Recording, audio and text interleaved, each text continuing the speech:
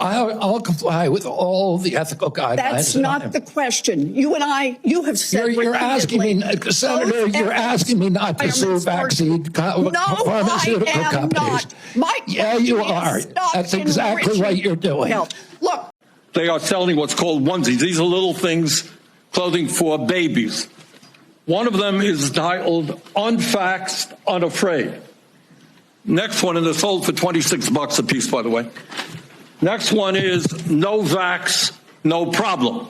Now, you're coming before this committee and you say you're pro-vaccine. Just want to ask some questions. And yet your organization is making money selling a child's product to parents for $26. Senator, I have no power over that organization. I'm not part of it. I resigned from the board. So today we had RFK Jr.'s Senate confirmation hearing. RFK is obviously Trump's cabinet pick to lead the HHS and to make America healthy again. And I want to show you some of the top highlights here today, because obviously, as you could imagine, they've done this with literally every single one of Donald Trump's cabinet picks. The Democrats just put on a performative political theater, right? Basically just try to berate the cabinet pick and get their little moment, get their little clicks and likes on Twitter or something. And in reality, they're doing nothing. All these confirmation hearings are performative. Everyone already knows how they're going to vote. It is what it is. And we'll show you some of that. But what I really want to do in today's video is actually focus and hone in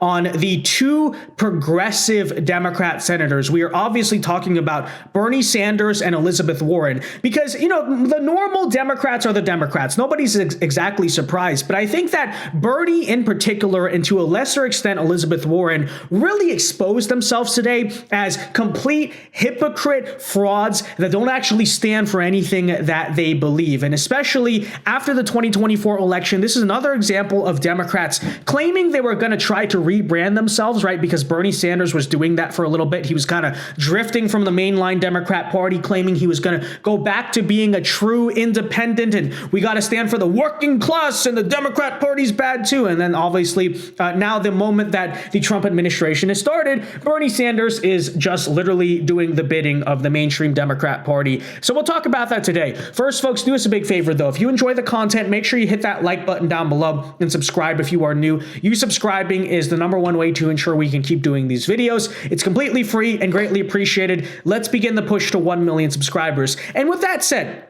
okay, so let's talk about Bernie Sanders, because this was someone for me to watch when it came specifically to the confirmation hearings of two people, Tulsi Gabbard and RFK Jr. Because if you kind of remember where Bernie Sanders comes from, you know, you think back to 2016, he was known throughout his career for being, you know, an independent who caucuses with the Democrats, but also thinks for himself, right? Obviously in 2016, one of his big appeals was that he was a populist. He was anti-establishment. There was a big, you know, pipeline back then of people who voted for Bernie Sanders in the Democrat primary and voted for Trump in the general election for that very reason. But FYI, if you guys didn't know, I'm actually a byproduct back in 2016 of that original Bernie to Trump pipeline. And so keep in mind, this is kind of who Bernie Sanders for a long time was. When 2020 came around, Bernie Sanders completely bent the knee to Joe Biden. For the past 4 years, he's basically been silent. We haven't heard anything about the working class. It's just how amazing Biden is. But obviously, after Kamala got steamrolled in the 2024 election, Bernie was doing the rebrand, right? He was going back to some of that original anti-establishment working class rhetoric. And in fact, a month ago, if you guys might remember, he actually put out a statement like praising RFK and praising Make America Healthy Again and said, I'm actually interested. We have to fight back against the corporations. So of course, you know, if it came to the situation where a few rhino Republicans maybe were soft on RFK, you may have seen a situation where maybe Bernie Sanders is actually principled and actually practices what he preaches about standing up to the drug companies and big pharma. But as it turns out, nope, because Bernie Sanders used his opportunity in the Senate confirmation hearing today to literally just berate RFK and look like a complete idiot. Take a listen for yourself. And this is yet again another example I want to point out of Bernie Sanders talking the talk when it comes to being like anti-establishment, again, anti-corporation, anti-big pharma. That's his big stuff, right? Those are his big issues, but never walking the walk when push comes to shove. Nope. The guy's just a party line Democrat. That's why he cannot be trusted, nor can his rebrand be. But take a listen. Senator, I can't give you a yes or no answer to that question. Healthcare a human right. Is healthcare a human right? in the way that free speech is a human right, Yeah. I would say it's different, because if with free speech doesn't cost anybody anything, but in healthcare, if you smoke cigarettes for 20 years and you get cancer, you are now taking from the pool. Well, and so are you guaranteed the same right, or is there also a duty? I'm sorry. I'd love to talk for an hour with you. We got a few minutes left here. All right. Every other country on earth says healthcare, whether you're poor or rich, young or old, is a human right. I'm not hearing you say that. All right, you've talked about the drug companies, and maybe Is healthcare a human right? That is the question that Bernie Sanders decided to spend the time asking Robert Kennedy. Now, we could get into the debate about that, right? Because I don't consider healthcare necessarily to be a right. It's kind of a silly take from Bernie Sanders. But honestly, I want to point this out. It doesn't even freaking matter. Like, it's actually a ridiculous question to ask. You know why? Because this is a Senate confirmation hearing for a cabinet pick. Okay, Bernie, I know you're a big supporter of Medicare for all and you want that, but guess what? You know who would implement that? It's not HHS, it's not the CDC, it's not the FDA. You are a senator, right? That law would have to be passed by Congress and signed by the president. So, of course, I think it's important to ask, like, why is Bernie Sanders even bringing up this question? RFK has no control over that type of healthcare policy, right? He can regulate kind of certain rules, but when it comes to, like, the insurance policies of healthcare companies and blah, blah, blah, again, RFK has no power to fix that. And Bernie Sanders seems to go out and, by the way, he's retweeting this constantly. He's chasing clout over social media. I asked the HHS Secretary if healthcare is a human right. Again, literally RFK's job had nothing to do with that. So if this is where Bernie Sanders is going to say, I'm so principled, I was not going to vote for RFK because he didn't think healthcare is a human right, that's ridiculous. Okay, that's absolutely silly. So again, this is where we are. Bernie Sanders had a chance to really make a statement and be principled about his anti-establishment, anti-big pharma, anti-drug company views. But of course, he decides to make it about this ridiculous, like, performative political stunt. And it gets even worse as Bernie Sanders apparently, again, in this very serious confirmation hearing, and obviously they're all so serious and definitely not just gigantic acts, he then decides to make the hearing about onesies for babies. You can't even make this up. Yeah, this is what Bernie Sanders was wasting his time doing today. They are selling what's called onesies. These are little things, clothing for babies. One of them is titled Unvaxxed, Unafraid. Next one, and they're sold for $26 a piece, by the way.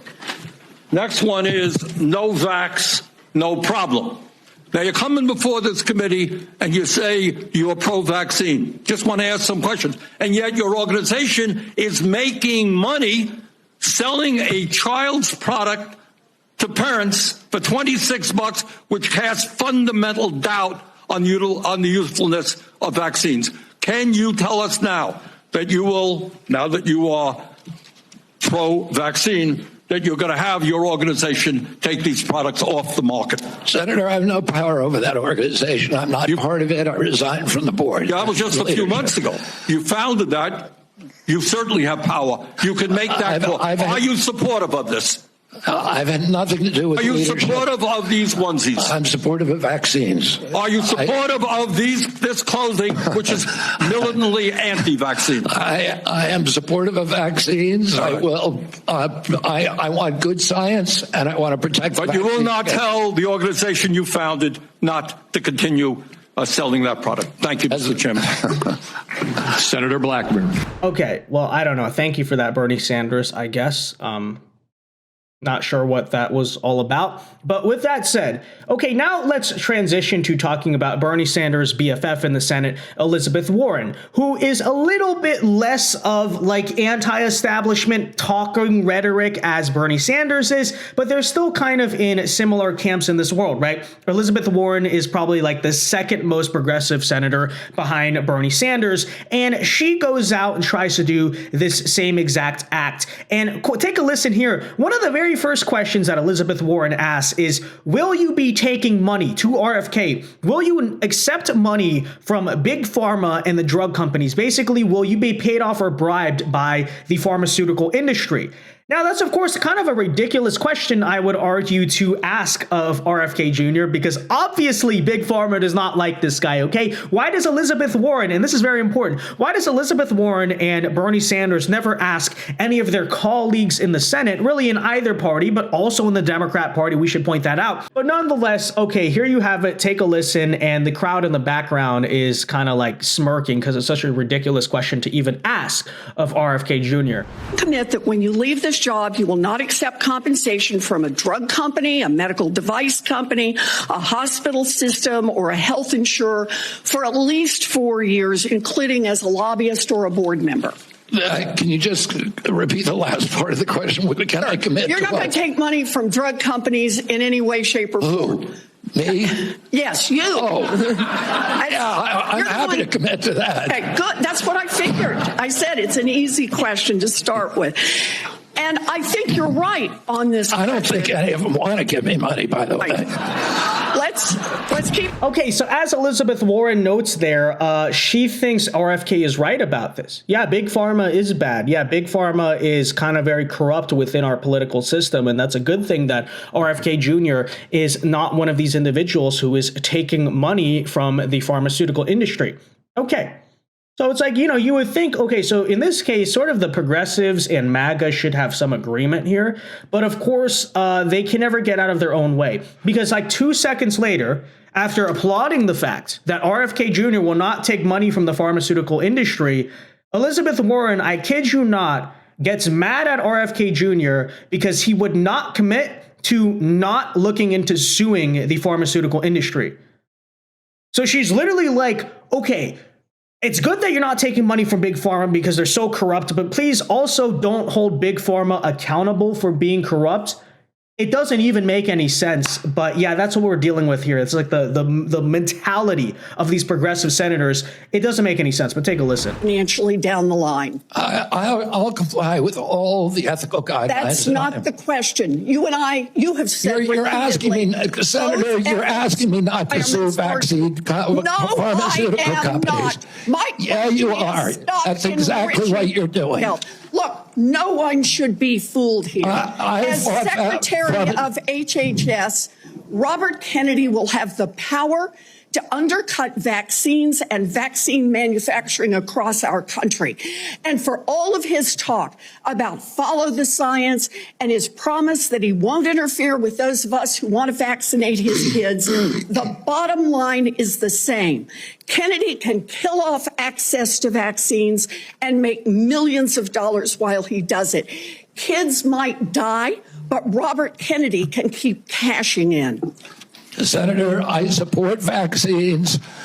I support the childhood schedule. Yeah, so they can obviously try to cloud it in a discussion about vaccines, despite the fact that RFK is pretty clear he's not going to be banning or taking away any vaccines. On top of that, they will also bring up talking points about how RFK caused the measles outbreak in Samoa, even though he actually explained in this very hearing that he had nothing to do with that. And, you know, they went through this whole song and dance. But really, I would argue the vaccine stuff is just a deflection. At the core, what's really going on here is the progressive senators, like Elizabeth Warren, like Bernie Sanders, they want to act like populists, right? They want to act like anti-establishment warriors. And so that's why they'll go out and say, like, Big Pharma, drug companies, Medicare for all. But when you really break it down, they are not serious, and they never have been serious about fighting the establishment. I think that's especially true in the political career of Bernie Sanders. He always talks tough. He always talks about how he's going to change the Democrat Party. He's an outsider. He's an independent. You know, he's like obviously ran against Hillary Clinton and Biden, etc. But what always happened in the end, right? Bernie Sanders ultimately just bends the knee to the Democrats and fulfills whatever their political will is. And that's exactly the same thing you're seeing here today, right? And in the case of like fighting the corporations or fighting the pharma companies, yeah, he'll talk tough. He'll maybe even put out a statement sympathetic to RFK, but when push comes to shove, right, Bernie Sanders would much prefer that some type of pro-establishment, pro-corporation person is in that position. Clearly, you can see that right now from how the progressive senators who claim themselves to be outsiders, claim to be anti-establishment, claim to, you really think about it, RFK sort of comes from their world. Okay, we're not exactly talking about a lifelong Republican here. You would think that if these people were serious, again, they'd be remotely sympathetic, but that is obviously not the case because they are frauds. They are frauds. Okay, that is it. That is it. And when it comes to like rebranding themselves after 2024, Bernie Sanders is acting like he's going to go back to being a populist after shilling for Biden. No, he's completely insincere. And I think in many different times in his career, he's been completely insincere, and it is what it is, right? So it's unfortunate. I don't think we can trust maybe Bernie Sanders to like vote for Tulsi Gabbard or someone like that at this point, because I like, seriously, the way I see it, he's just completely sold out for the Democrat Party. He's done. It's done, so it is what it is. But with that said, there is a lick of good news here, which is that it would appear from today's hearing that no Republican senators really had serious objections to RFK Jr. In fact, they all seem pretty sympathetic. Bobby, this is an answer to my prayers. We need to get to the answers of this, but even more, we need to heal and unify this divided nation. I'm not necessarily the most optimistic guy because we've got enormous challenges facing this nation, but I thought, wow, here's somebody from the left, somebody I don't agree with on many issues politically, coming together with President Trump and focusing on an area of agreement, something that the American people desperately want. You could argue about whether or not they're basically just scared of Trump or something, because I know that Mike Pence, okay, that total loser, is trying to get RFK stopped. Apparently, he claims he's so pro-life that he does not want to end the childhood disease epidemic. So that's Mike Pence for you. But again, it's not really going to necessarily matter, it's looking like. And maybe that's why Bernie Sanders is being so performative, because he knows the guy's going to get confirmed. So I can just chase some clout, I guess. I don't even know. But with that said, guys, let me know your thoughts on all of this in the comment section down below. How did you think that RFK Jr. did in that Senate confirmation hearing? Let me know. Leave a like on this video. Subscribe if you are new. And until next time, God bless and peace.